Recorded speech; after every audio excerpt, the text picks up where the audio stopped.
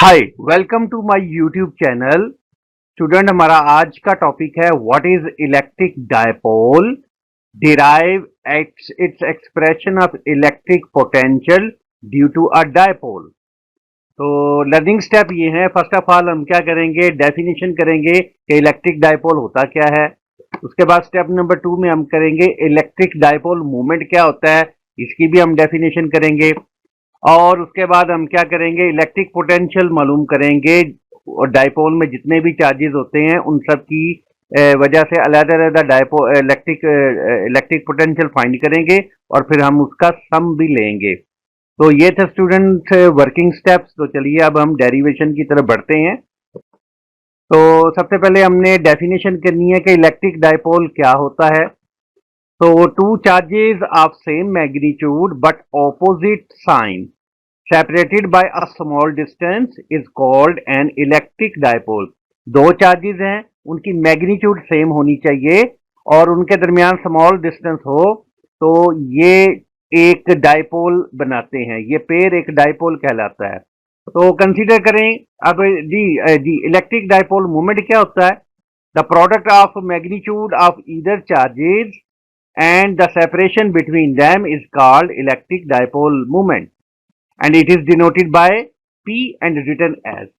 यानी आपने चार्ज की मैग्नीट्यूड का और उनके दरमियान जो सेपरेशन होता है उन दोनों का प्रोडक्ट लेना है और ये क्वांटिटी आपकी डायपोल मूवमेंट कहलाती है। ठीक है, dipole movement is a vector quantity, एक वेक्टर क्वांटिटी होती है and it is always directed from negative charge to the positive charge, और इसकी डायरेक्शन हमेशा नेगेटिव चार्ज से पॉजिटिव चार्ज की तरफ होती है। ठीक है स्टूडेंट, ये थी डेफिनेशन जो हम ये वाली डेफिनेशन अब हम आगे यूज भी करेंगे डेरिवेशन में, इसको जरा ध्यान में रखिएगा। तो चलिए अब हम डेरिवेशन की तरफ बढ़ते हैं। तो डेरिवेशन में कंसीडर एन इलेक्ट्रिक डायपोल। फर्ज कर लिया हमारे पास एक इलेक्ट्रिक डायपोल है consisting of positive and negative charge and let d is the separation between them as shown in the figure. ये देखिए जी, एक डायग्राम देखें। ये आपको दो चार्जेस नजर आ रहे हैं, एक पॉजिटिव क्यू है और एक नेगेटिव क्यू है, और इनके दरमियान ये डिस्टेंस है जी, ये डिस्टेंस डी है इनके दरमियान। ठीक है जी, तो ये एक डायपोल बन गया। ये दोनों मिलकर एक डायपोल बना रहे हैं। ठीक है, पॉजिटिव चार्ज और नेगेटिव चार्ज दोनों के पेयर को हम इलेक्ट्रिक डायपोल बोलते हैं। Now let P is the particular point where we wish to find electric potential due to dipole. अब कंसीडर करें हमारे पास एक पी पॉइंट है, आप कहीं भी ले सकते हैं। ये पी पॉइंट आ गया आपके सामने। तो ये वो पी पॉइंट है, इसके ऊपर हम क्या करना चाहते हैं, इन दोनों चार्जेस की वजह से, जिसे हम डायपोल बोलते हैं, इन दोनों चार्जेस की वजह से क्या करेंगे, इलेक्ट्रिक पोटेंशियल फाइंड करेंगे। तो इसके लिए हम करेंगे जी, देखें जी, let r is the distance of point P from plus q charge. जी यहां से इस पॉइंट का डिस्टेंस है, ये हम सपोज कर लेंगे R1 है। देखिए जी R1 आपके सामने आ गया। इसी तरह ये नेगेटिव चार्ज से पॉइंट P का जो डिस्टेंस है उसको हमने R2 सपोज करना है। R2 is the distance of point P from negative charge. ये जी आपका R2 डिस्टेंस आ गया जी। ठीक है, अब हमने इन दोनों चार्जेस के मिड पॉइंट से, ये यहाँ पे मिड का पॉइंट बनेगा, ये डिस्टेंस भी मेजर कर लेना है। तो ये इसको हमने R कह देना है। तो let R is the distance of point P from the mid point if from the dipole. तो ये जी डिस्टेंस है, ये देखें, ये R डिस्टेंस है जो कि पॉइंट P का डायपोल के मिड पॉइंट से है। ठीक है, तो ये थी डायग्राम। अब चलिए हम इसकी कैलकुलेशन और मैथमेटिकल ट्रीटमेंट की तरफ बढ़ते हैं। तो सबसे पहले हमने क्या करना है, इस एक चार्ज को कंसीडर करना है और फर्ज कर लेना है कि ये अभी ये चार्ज नहीं है। इसको अभी हमने अंडरस्टैंड नहीं करना, इसको समझना कि ये अभी नहीं है। सिर्फ एक इस चार्ज की वजह से इस एक पॉइंट के ऊपर आपने इतने फासले के ऊपर इलेक्ट्रिक पोटेंशियल मालूम करना है।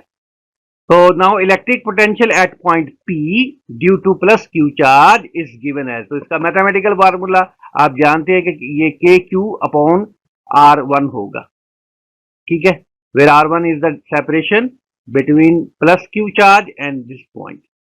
सिमिलरली आप नेगेटिव चार्ज की वजह से भी ले सकते हैं। Similarly from minus q we can write ये electric potential V2 is equal to minus k q upon R2 होगा। ठीक है, तो ये आपने अलग अलग चार्जेस का निकाल लिया इलेक्ट्रिक पोटेंशियल। अब ये दोनों मिलकर कितना पोटेंशियल लगा रहे होंगे इस पॉइंट के ऊपर, तो आपने इन दोनों को नेट ले लेना है, दोनों को सम कर लेना है। So the net electric potential due to both charges will be the sum of above two equations. तो इन दोनों इक्वेशन को आपने ऐड कर देना है, तो V is equal to V1 plus V2 आ जाएगा। आगे बढ़ते हैं अब आपने इनकी वैल्यूज इंसर्ट कर दी, तो यहाँ से के क्यू और यहाँ से भी के क्यू, ये दोनों निकला है कॉमन, और अंदर आपके पास आ जाएगा 1 upon R1 minus 1 upon R2 आ जाएगा। ठीक हो गया स्टूडेंट्स। अब आपने इसका मजीद एलसीएम लिया, R1 R2 ये एलसीएम लिया और इसको सॉल्व किया, तो ये R2 माइनस R1 आ जाएगा। अब आप जरा इस डायग्राम में देखें, आपने यहाँ से ये एक परपेंडिकुलर ड्रॉ करना है इस तरह के ये दोनों लाइंस आपस में इक्वल हो जाएं। ठीक है, तो अब ये आपके पास एक ट्राइंगल है जो कि राइट एंगल ट्राइंगल है, यहाँ से आपने परपेंडिकुलर ड्रॉ किया था, लिहाजा ये 90 का एंगल बनेगा। ठीक है, और ये एंगल इसके साथ बन रहा है, इसको थीटा बोलेंगे, और ये आपका डिस्टेंस d है, तो ये डिस्टेंस क्या होगा, ये होगा R2 minus R1 cos theta. तो ये एक्चुअली क्या था, ये इन दोनों के दरमियान पाथ डिफरेंस था। ठीक हो गया, तो from figure R2 minus R1 जो होगा वो d cos थीटा के इक्वल होगा। यहाँ पे आप cos थीटा की रेशियो लगाएंगे, इसकी रेशियो इसके साथ R2 minus R1 that would be d cos theta. Similarly आप ये वैल्यू अब यहाँ पे पुट कर देंगे, ये d cos थीटा की वैल्यू यहाँ पे पुट करें, तो k q d cos theta upon R1 R2 आ जाएगा। ठीक है, अब हम सपोज कर लेते हैं, now suppose P point lies very far away from the dipole such as R is very very greater than D। आप सपोज कर लें कि ये पॉइंट P बहुत दूर चला गया है, बहुत ज्यादा दूर चला गया है ऐसे। ठीक है, और जिससे ये R फासला क्या होता जाएगा, बढ़ता जाएगा, बहुत बढ़ता जाएगा, और R फासला इस फासले से, ये जो D फासला है, D डिस्टेंस है डायपोल के दरमियान, उसके हिसाब से बहुत ज्यादा है। तो इसका मतलब है कि ये जब बहुत ज्यादा दूर होते जाएगा, ये छोटा आ जाएगा, ये दोनों लाइंस एक दूसरे के करीब आ जाएंगी, और ये लाइन जो ग्रीन कलर की लाइन है और ये जो ग्रीन रेड कलर की लाइन है, यहाँ से ये आपस में इक्वल हो जाएंगी, यानी R1 और R2 आपस में इक्वल हो जाएंगे और R के ही इक्वल हो जाएंगे। तो R1 की वैल्यू भी R और R2 की भी वैल्यू R, तो दोनों को मल्टीप्लाई किया तो उस सूरत में R स्क्वायर बन जाएगा। लिहाजा अगले स्टेप में हम यहाँ R1 R2 की जगह R स्क्वायर पुट करेंगे।